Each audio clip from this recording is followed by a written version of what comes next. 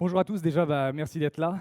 Je vois qu'il y a pas mal de monde. Je ne sais pas si c'est une bonne chose par rapport au thème de la conférence.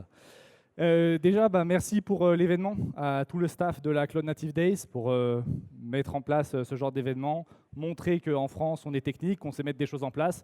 Donc déjà, je pense qu'on peut les applaudir pour les remercier pour l'événement.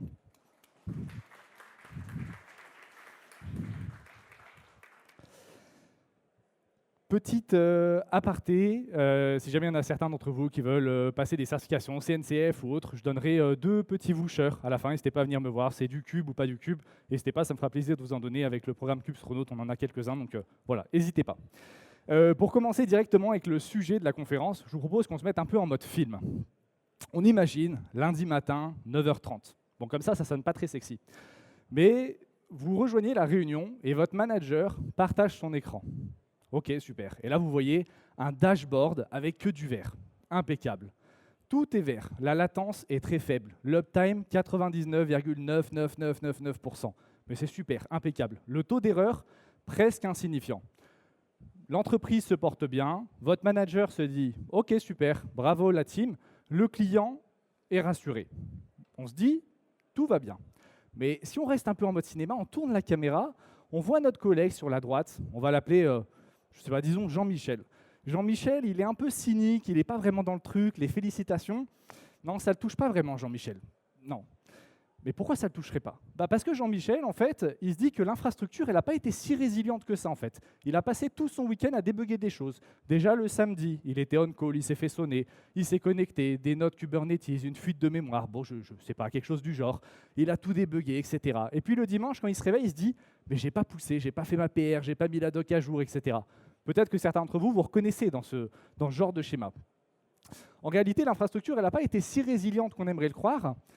Le chaos et l'entropie de l'infrastructure, ça a été absorbé par le corps de Jean-Michel, en réalité. C'est pour ça qu'il est un petit peu cynique. Aujourd'hui, il y a un paradoxe qui est assez drôle, surtout dans l'observabilité, c'est qu'on mesure très bien ce qui casse, mais on mesure très mal ceux qui s'usent. On a des cathédrales de métriques. On est capable de voir le CPU, la RAM, le network, l'IO, le storage. On est capable de voir des database locks. Tout ça, on est capable d'être notifié en 5 secondes si un serveur se met à surchauffer. Et c'est super. On traite nos serveurs avec le concept du PED vs Cattle. Donc, c'est-à-dire que nos serveurs, on n'a pas d'affect. C'est pas grave. Il y a un serveur qui casse, on l'enlève. On a peut-être un serveur qui va repoper. Et puis voilà, c'est pas grave, il n'y a pas de souci. Mais j'ai une question pour vous.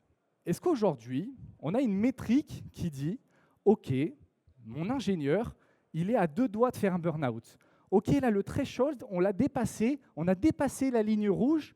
Non, ça ne va pas aller, il est en train de partir en vrille. » Est-ce qu'on a déjà eu un page qui disait « Ok, Jean-Michel, là, ça ne va pas du tout. » Moi, personnellement, je n'ai jamais vu ça. On traite souvent l'humain comme s'il était stateless, donc il était sans état. C'est-à-dire qu'on se réveille et on oublie tout de la veille. C'est pas grave, peu importe les incidents. Non, c'est pas vrai. On est stateful, on a des logs, on a des traces. Et si ça se passe mal, ça va vraiment nous impacter. Je vous propose qu'on essaye de comprendre pourquoi ça pourrait peut-être plus toucher des ops/SRE dans la grande globalité. On pourrait se dire un petit peu par ego, ouais, nous les ops, on est mieux que les devs. Bon, c'est pas vrai. Les développeurs produits travaillent moins. Je ne pense pas que c'est pas vrai. On est plus motivé ou on est plus compétent. Non, c'est pas vrai. Je pense qu'on est tous passionnés et on a tous envie de faire notre maximum et on travaille tous beaucoup. Je pense que ça va un petit peu plus loin que ça. Je pense qu'il y a un problème de feedback. Il y a une asymétrie radicale du feedback qu'on reçoit. Et ça, on peut le comprendre très facilement. Est-ce que certains, ici, le matin, se sont réveillés, ont allumé leur lumière et ont dit « Super, j'ai l'électricité qui marche, ma lampe s'allume, tout va bien, je vais appeler EDF pour les remercier. » Non, on n'est pas beaucoup à faire ça. Et en réalité, c'est un petit peu le paradoxe de nos métiers. C'est-à-dire que notre but, c'est l'invisibilité. C'est que notre utilisateur final ne se rende pas compte qu'il y a une infrastructure. Pour lui, c'est censé être totalement invisible. Mais quand on fait tout pour que ce soit invisible, parfois l'effort de cette invisibilité peut lui aussi le devenir. Mais je vous propose qu'on essaye de comprendre un petit peu ça. Là, ici, on a une balance avec sur la gauche l'incident. L'incident, c'est qui? C'est un SRE qui va travailler et puis à un moment, il va faire une erreur. C'est normal, on fait tous des erreurs, je fais des erreurs tous les jours, c'est tout à fait normal. Ça peut être quoi? Ça peut être un fichier Terraform qui va pousser, il est mal indenté. Bon, ok, pas de chance, ça fait tomber quelque chose. Ça peut être une mauvaise variable, ça peut être, je ne sais pas, dans le pire des cas, peut-être un drop table sur la mauvaise base. Bon, c'est moins sympa, ok. Qu'est-ce qui va se passer? Ça va être public, ça va être immédiat et ça va être bruyant. Tout le monde va en entendre parler, tout le monde va entendre que la production elle est tombée. Il va peut-être avoir une war room qui va être déclenchée, vous allez peut-être avoir le CTO qui va descendre, peut-être qu'il va recevoir 1 millier de messages sur Teams et pendant un certain temps, il sera reconnu dans l'entreprise à travers son erreur. On dira « Ah, c'est le mec qui a fait tomber la prod ». Malheureusement, c'est la réalité des choses. De l'autre côté, vous avez l'Ops ou le SRE parfait. Bon, ok, super, il fait bien son travail, il n'a pas fait tomber la prod, tout va bien. Il fait de la prévention. De la prévention, c'est quoi? C'est par exemple, il va voir qu'un disque va bientôt être plein. Ok, super, il va se connecter, il va l'étendre. Il va peut-être refactoriser quelque chose. Il a gagné 2 minutes sur le build.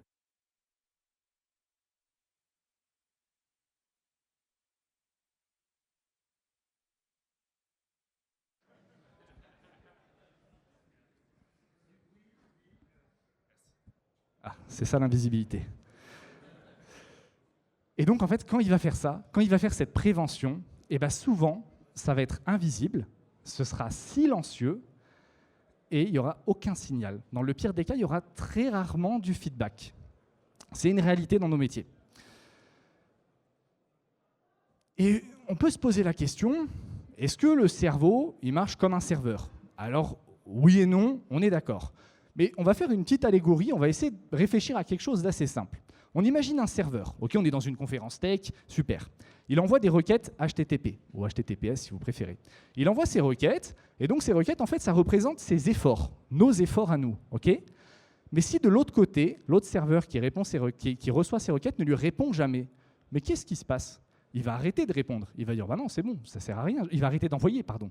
Il va dire ça sert à rien. J'envoie plein de requêtes, mais j'ai pas de réponse. Et notre cerveau, c'est un petit peu comme ça. On marche à la dopamine. Si dans notre travail, on fait de la prévention, on essaye de faire plein de choses, mais au final, on est invisible. À un moment, on va perdre notre motivation, et c'est tout à fait normal. On marche à la dopamine, on le voit d'autant plus aujourd'hui avec les réseaux sociaux. Vous savez, avec TikTok, ce que je suis en train de dire, c'est quand même une réalité sur le point qu'on peut devenir addict parce qu'on scrolle et on reçoit plein de dopamine. Tout ça, ça nous mène à peut-être une baisse de motivation. Et puis après cette baisse de motivation, qui est déjà une première étape, on peut peut-être aller vers autre chose dont on a entendu parler pas mal de fois ces derniers temps, le quiet quitting. Alors qu'est-ce que c'est? En fait, c'est quelqu'un qui veut quitter son travail sans vraiment le quitter. C'est-à-dire qu'il reste, il a son contrat, mais par contre, il fait que le minimum. Pour l'expliquer, on peut essayer de comprendre, avant d'aller plus loin. L'ingénieur, il va faire quoi? Il va se dire, OK, on parle toujours de ROI, de retour sur investissement, le fameux. OK, super. Moi, je vais faire pareil avec mon travail. Qu'est-ce que j'ai? Je prends un système d'input-output. Mon input, c'est quoi? Mon input, c'est de la pression, c'est du stress, c'est du on-call. C'est peut-être beaucoup de messages que je reçois sur Teams, je me fais pinguer, je me fais taguer dans des conversations, etc. OK, super. Dans mon output, qu'est-ce que j'ai? Mon output, déjà, j'ai un salaire, heureusement.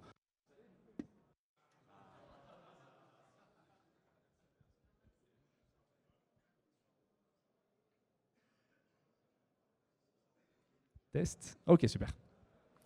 Mon salaire, il peut être bon, il peut être très bon, il peut être moyen. Bon, OK. Je recherche quoi aussi? Je recherche du sens peut-être dans mon métier. Donc j'attends ça aussi en output, du sens, de la valorisation, de la reconnaissance, de l'impact. Et donc, si à un moment donné, cette balance, elle est déséquilibrée, je vais me dire, OK, peut-être que ça ne vaut pas tant le coup que je m'investisse autant. Et donc là, on peut comprendre que le quiet quitting, contrairement à ce que beaucoup pourraient penser, comme au post LinkedIn qu'on voit très souvent, les jeunes ne veulent plus travailler, la nouvelle génération ne veut plus rien faire, les développeurs sont devenus des mercenaires, des grands pavés comme ça, moi je pense que c'est faux. Je pense qu'il faut voir ça avec des yeux d'ingénieur, en se disant, non, en fait, il a raison, sur son ROI, il est négatif. Donc il va rentrer dans ce cycle-là.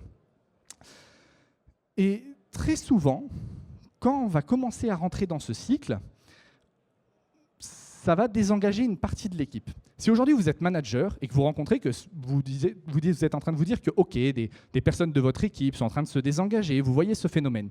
Il y a peut-être une chance, je ne dis pas que ce n'est pas le cas, l'humain est compliqué, il n'y a pas un manuel qui explique tout, mais il y a peut-être une chance pour que vous ayez cassé le deuxième contrat. Alors déjà, le premier contrat, qu'est-ce que c'est? Le premier contrat, on l'a dit, c'est du temps contre de l'argent. C'est assez simple.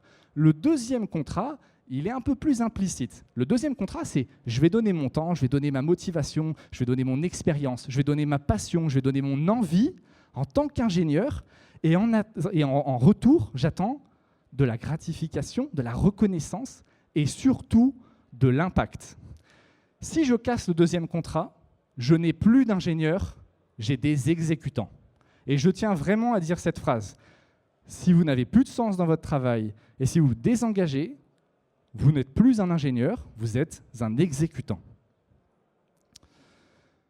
L'entreprise va se tourner vers quelque chose qui est assez toxique quand on a de plus en plus d'exécutants et qu'il nous reste quelques ingénieurs dans l'équipe qui sont les survivants. C'est les personnes qui, malgré tout, continuent, ils sont au bord du burn-out, on les voit, ils ont des cernes pas possibles, mais ils continuent de venir. Ils vont se tourner vers ces quelques-uns et ils vont créer des héros. Alors le héros, qu'est-ce que c'est ? Le héros, vous savez, c'est Top Gun, c'est Maverick, c'est le mec, on veut tous être comme lui. Il arrive, il y a un feu énorme, c'est le pompier tout seul, solitaire. Il arrive, il éteint le feu, trop bien, super, incroyable. Mais en réalité, le héros, je pense que c'est une très grosse dette technique. Quand on a un héros, en réalité, c'est qu'on a juste un workaround humain. On a un patch temporaire sur un process qui est défaillant. Et quand on réfléchit, quand on a des héros qui sont sur des sujets spécifiques, par exemple un héros sur les bases de données, un héros sur du système, sur du réseau, etc., eh bien, en réalité, il y a une chance pour que ça puisse désinciter les autres. Imaginez, vous retournez, alors soit peut-être vous êtes junior, ou vous retournez junior dans une entreprise, vous rejoignez cette entreprise, et vous vous rendez compte qu'à chaque fois qu'il y a un problème avec la base de données, on dit non mais laisse tomber, c'est Jean-Michel qui va gérer. Jean-Michel, il est là depuis des années, c'est lui qui gère, c'est lui qui a le contexte, laisse-le faire. À la moindre petite étincelle, il y a Jean-Michel qui vient et qui, entre guillemets, prend la lumière. Ben, ça va vous désinciter. Ça fait perdre une partie de la connaissance à l'équipe. Et même plus que ça, on peut parler de bus facteur de 1.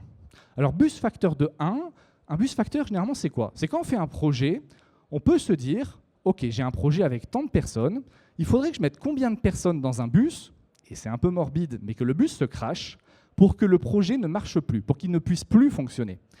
Et en réalité, quand on a des héros, en vrai, on crée un SPOF. On crée un SPOF sur un domaine spécifique, un single point of failure. Si jamais ça ne vous parle pas du tout, vous n'avez jamais entendu ça, imaginez l'électricité dont on parlait tout à l'heure, vous avez un point EDF qui dessert toute l'île de France, et si je coupe ce point, ça coupe toute l'électricité. On espère que ce n'est pas comme ça, qu'il y a de la redondance, etc., et que c'est comme ça. En réalité, ce SPOF humain, c'est un SPOF qui est critique. D'une part, vous perdez de la connaissance, d'une part, vous désengagez, et vous misez toute la connaissance et tout le contexte d'une partie de l'entreprise sur une seule personne qui, bien souvent, ce même héros, est au bord du burn-out, très souvent. En réalité, si vous avez cette partie-là, je vous conseille de changer très vite. Parce que quand on fait des plans d'architecture, généralement, on va dépenser des centaines d'heures, des centaines de milliers d'euros pour faire un plan d'architecture technique en évitant ces mêmes SPOF. On est d'accord. Mais par contre, on accepte sans broncher d'avoir des SPOF humains qui sont encore plus critiques que nos architectures techniques. Bon, c'est un constat qui n'est pas très cool, mais dans tout ça, on a un petit invité, surtout 2024-2025, l'intelligence artificielle générative. Alors moi, je ne suis pas du tout un sceptique de l'IA, j'apprécie, je trouve que c'est super cool, il y a plein de choses, mais l'IA, je pense qu'on est d'accord pour dire qu'elle réduit la friction de la création. On est capable de créer beaucoup de choses, beaucoup plus vite, même si on n'a normalement pas les compétences de le faire.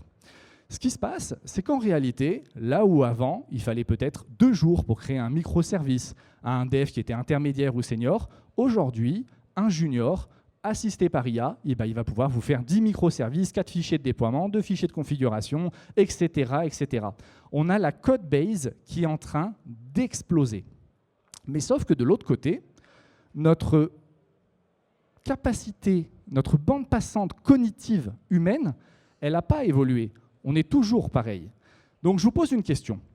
Quand on va déployer tout ce code, tout ce volume de code qui est généré par IA, des nouvelles, des centaines de milliers, des millions de lignes en plus, qui va devoir le maintenir? Qui va devoir le mettre en production? Qui va devoir l'opérer? J'ai la réponse. C'est vous, c'est nous. On est d'accord pour dire que c'est toujours plus dur de lire et de comprendre du code que de l'écrire. Et on est passé à un moment où on avait l'art, qui était le code, c'était une sorte d'art, à une friction, à un peu de stress, à devoir en réalité maintenir ces boîtes noires que personne n'a vraiment écrit et qui sont générées. On a une idée de l'input, on a une idée de l'output, mais on ne sait pas vraiment le faire. Quand tout ça, ça va péter à 2 heures du matin. Le microservice A, généré par IA, qui va vouloir discuter avec le microservice B, généré par IA, qui va avoir une race condition qui sera impossible à tracer. Comment on va faire ? Il n'y a pas grand monde qui aura la réponse, et donc on rentre dans un monde où on peut potentiellement avoir ce stress-là qui s'ajoute. La bonne nouvelle, quand même, c'est que là où avant on vénérait le 10 fois ingénieur, vous savez, cet ingénieur qui fait le travail de 10 personnes, on valorisait énormément le fait de pouvoir pisser du code. Quelqu'un qui allait vite, c'était quelqu'un qui était extrêmement valorisé.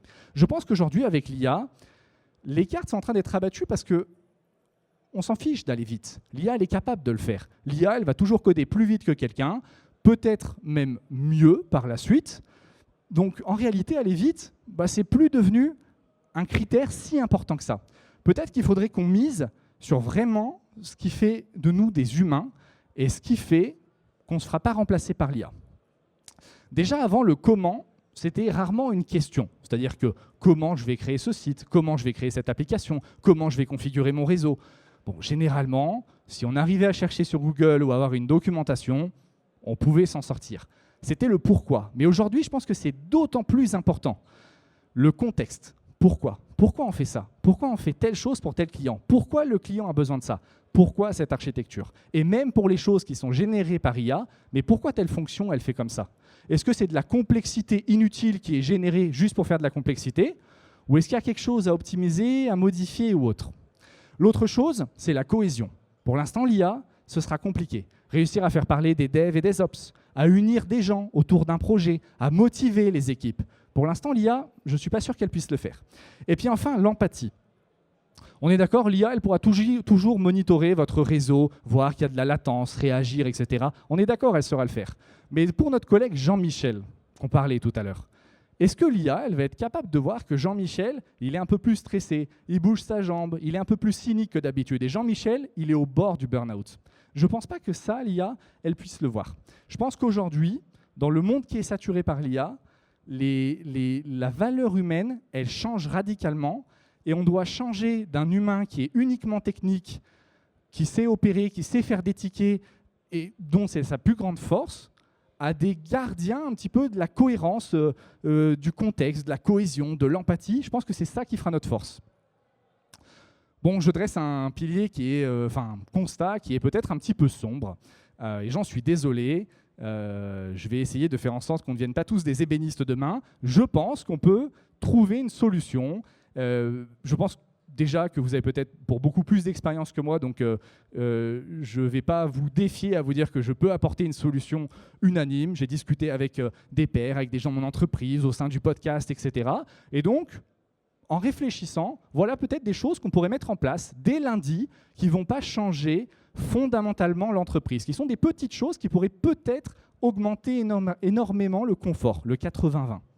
Déjà, la première chose, ce serait valoriser l'invisible. Une semaine où il n'y a pas eu d'incident, valoriser cette semaine où il n'y a pas eu d'incident. Au contraire, et valoriser la prévention. Dites que c'est bien, remerciez la personne. Il faudra valoriser cette personne qui fait de la prévention dans des réunions. Institutionnaliser l'escalade. On pourrait créer une règle pour l'escalade, quand on est on-call ou pas forcément.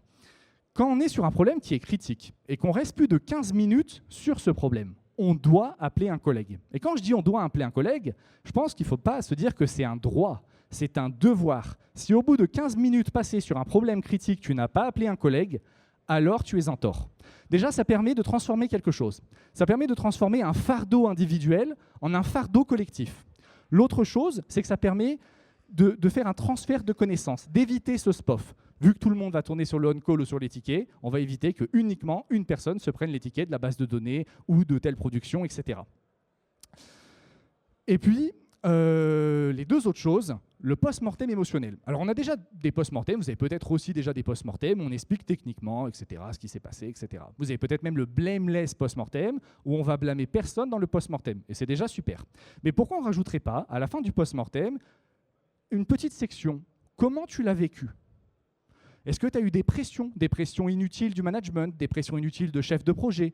Est-ce que tu n'as pas eu accès à des outils? Est-ce qu'il t'a manqué des choses? Est-ce qu'il t'a manqué du contexte? Voilà, ça permettrait un petit peu d'évacuer cette soupape et de dire « Ok, dis ce que tu as ressenti ». Et ça permet même d'aller un petit peu plus loin que d'évacuer, c'est que en dehors de l'incident, un incident va toujours se reproduire si on ne fixe pas le contexte qui est autour.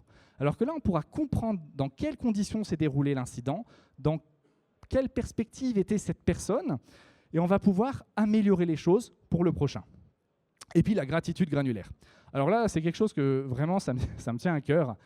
Est-ce que ici, vous avez peut-être certains d'entre vous à envoyer des pouces? Est-ce que ici, quelqu'un s'est déjà senti valorisé quand il a dit « Ouais, j'ai remis la prod en place » et on lui a mis un pouce? Sérieusement. Faites comme dans vos commits. Dans les commits, quand vous faites ça, vous mettez rarement un pouce ou update, update, update, update. Vous mettez globalement ce qui se passe. Et bien c'est pareil, quand vous remerciez quelqu'un, dites simplement l'impact qu'il a eu. Ça va permettre d'avoir justement cette gratification. Et on l'a vu pour le cerveau, et ben c'est super. On pourrait penser que justement, notamment sur ce dernier point, la santé mentale, elle vient uniquement d'un point de vue vertical de la direction. Mais c'est aussi horizontal entre collègues où on peut améliorer les choses avec ses pouces, avec l'impact, donner ce sentiment, etc. Je pense que c'est important.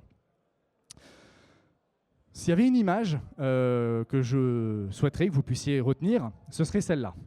Ce serait qu'on passe nos journées à construire des systèmes qui sont résilients, à faire du multi-ASI, à faire des backups cross-region, etc., etc. Mais globalement, ce qu'on a de plus important, c'est rarement notre base de données en tant que telle. C'est rarement notre cluster Kubernetes ou notre VM X. Généralement, ce qu'on a de plus important, c'est globalement l'équipe. Vous savez, c'est cet ingénieur qui est là depuis 3 ans, qui s'est donné à fond, qui sait pourquoi il y a 5 ans, ou il y a 2 ans, vu qu'il est là depuis 3 ans, qui sait pourquoi il y a 2 ans, on a fait ce petit hack chez tel client, qui a accueilli tous les juniors, qui a aidé à faire la montée en compétences, qui assure la cohésion d'équipe et qui est un petit peu ce pilier d'équipe. Cet ingénieur-là, quand il sera au bord du burn-out et qu'il va soit être en arrêt maladie, soit qu'il va démissionner, soit qu'il deviendra un exécutant, à ce moment-là, le kubectl rollback --human, je peux vous assurer qu'il ne marchera pas. Et pour conclure, c'était l'image, maintenant c'est la dernière phrase que j'aimerais que vous puissiez retenir. L'empathie, ce n'est pas un petit supplément d'âme en plus comme ça qu'on a. C'est une infrastructure qui est critique. On est d'accord, je ne vous dis pas qu'il faut arrêter d'être ambitieux, je ne vous dis pas ça du tout. Continuez à viser les 99,99999%, bien sûr. Mais s'il vous plaît, déjà prenez soin de vous, prenez soin de vos collègues avec la même attention et le même professionnalisme dont vous prenez soin de votre code ou de vos serveurs. Parce que bien souvent, contrairement à l'humain, quand nos serveurs vont tomber, il y aura, quand les humains, bon, vous avez compris, c'est l'inverse, et il n'y aura pas de backup. Merci beaucoup pour cette conférence, merci d'avoir été là.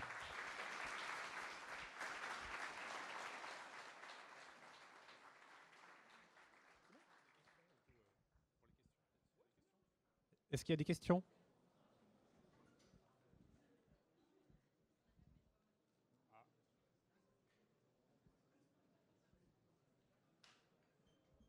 Merci pour le talk. Moi, finalement, ce que je pense aussi, c'est qu'il y a aussi beaucoup de problèmes plutôt organisationnels. Avec le job de SRE, on est en bout de chaîne. Donc, on subit des conséquences de choix sur lesquels on n'a pas été toujours consulté, on va dire. Et même sur des pratiques modernes, type platform engineering, c'est ce qui est demandé au SRE aujourd'hui, abstraction de la prod, self-service, plateforme pour les devs, etc. Comme tu le dis, il y a assez peu de reconnaissance. Et d'un autre côté, j'ai l'impression qu'on travaille beaucoup pour les autres équipes. Et l'inverse n'est pas vrai. J'ai jamais vu des devs objectivés pour simplifier la vie des SRE en 11 ans de carrière. Et je pense que, bon, globalement, c'est très lié aussi à la difficulté d'être SRE. C'est très souvent, dans un sens, en fait, les couches s'empilent. Et la couche du dessus descend à la couche en dessous, et que dans un sens. Je sais pas si tu vois ce que je veux dire, je sais pas ce que tu en penses. Je pense que c'est très vrai. Et je pense que parfois, la culture du SRE, qui est de base de dire ce que tu construis, tu le maintiens en prod, elle peut un peu filer à travers et on peut se retrouver en tant que SRE en réalité à faire que de la production et que du run et on perd ce côté automatisation et compréhension vraiment du produit qu'on est en train de maintenir en production Et je pense que ça rajoute une couche supplémentaire dans le sens où, comme tu le dis, on peut travailler avec beaucoup d'équipes, alors qu'à la base, peut-être que si on construisait les outils qu'on tenait en production, peut-être que ça irait un petit peu mieux parce qu'on aurait une meilleure connaissance de l'architecture globale, soit logiciel, infrastructure, etc. Mais oui, je pense que c'est surtout des couches qui s'empilent, des compétences qu'on demande, et il y a la partie développement, la partie système, réseau, etc. Ce qui fait qu'à la fin, on se retrouve avec un métier qui est compliqué, avec en plus la partie humaine, parce que dans une entreprise, c'est le business au final, la production, et donc on peut se retrouver à parler avec des chefs de projet ou toute autre partie de l'entreprise, dont normalement, peut-être certains développeurs qui vont construire des applications ne se retrouveraient pas au milieu de tout ça. Mais oui.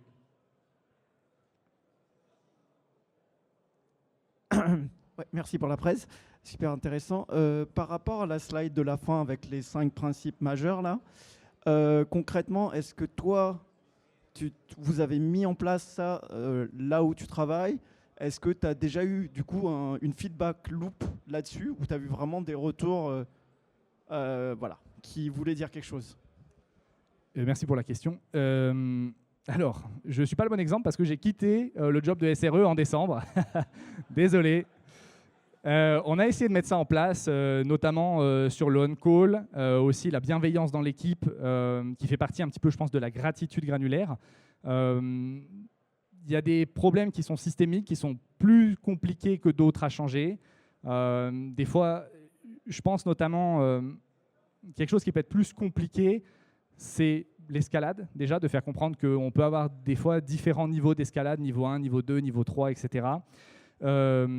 Juste pour élaborer un petit peu, au cas où que quelqu'un est en on-call et qu'il n'a pas la réponse, ce qui arrive, qu'on soit capable de trigger une deuxième personne on-call qui a peut-être un peu plus de seniorité pour intervenir sur le sujet, etc., jusqu'à ce que tout le monde puisse intervenir. Je pense que, notamment par exemple sur le post-mortem, des fois, c'est compliqué d'avoir des post-mortem, même d'avoir le temps de sauter d'un incident à l'autre toute la journée et d'avoir le temps de réellement faire des post-mortem quand on n'est pas sur des gros incidents de production. Donc je pense qu'il y a aussi une partie de la direction, du tech lead ou du chef d'équipe / manager qui peut pousser ça. En fait, je voulais savoir, est-ce que concrètement, il y a eu des retours, vous avez, enfin toi ou les gens d'après, tu as eu des retours comme quoi, en ayant implémenté peut-être ne serait-ce qu'une partie de ça, est-ce que vous avez vraiment ressenti des retours? Tu as eu des feedbacks là-dessus, en fait? C'était plutôt ça qui m'intéressait. Ça, c'est les réflexions des choses qu'on aurait aimé avoir en place et qu'on a pu essayer de mettre en place dans une certaine mesure. Pour être honnête, j'ai jamais eu quelqu'un, surtout que c'est la première fois que je donne cette presse et c'est le fruit d'une réflexion avec nos pairs, avec des collègues, etc. Donc je ne saurais pas dire si on prend ces 5 choses, si ça augmente de 90% le confort des SRE à proprement parler. Maintenant, la seule chose dont j'ai pu entendre parler, c'était notamment sur la partie on-call, le fait d'enlever vraiment que ce soit le fardeau d'une seule personne. Et ça, déjà, ça soulage énormément parce que je pense que c'est en tout cas à titre personnel, c'était le on-call qui me mettait le plus de pression. D'être sur du 24/7, c'était assez compliqué. Je ne sais pas si je réponds à ta question. Ou... En fait, je ne suis pas clair. En fait, je voulais savoir, est-ce que, sans mesurer clairement, est-ce qu'il y a eu un ressenti un feedback spontané des SRE en disant que c'est vraiment cool d'avoir été valorisé, la gratitude granulaire. Il y en a qui font des rituels random où on dit chaque semaine, tu dois dire pourquoi tu es grateful envers telle personne pour encourager ce genre de feedback loop. Mais est-ce que il y a vraiment eu des retours humains? Le on-call, c'est un classique, on va dire, mais c'est par rapport aux autres. C'est vraiment, est-ce que vous avez eu un retour humain disant merci, ça nous fait du bien, quoi. Dans mon équipe, comme je le disais, on a essayé de mettre des choses en place le plus possible. On a pu voir effectivement que c'était bien mieux dans mon équipe. Maintenant, je n'ai pas de retour d'autres personnes, d'autres équipes ou d'équipes SRE. Je ne pourrais pas avoir un retour précis scientifique de la chose. D'autres questions? Ok, merci.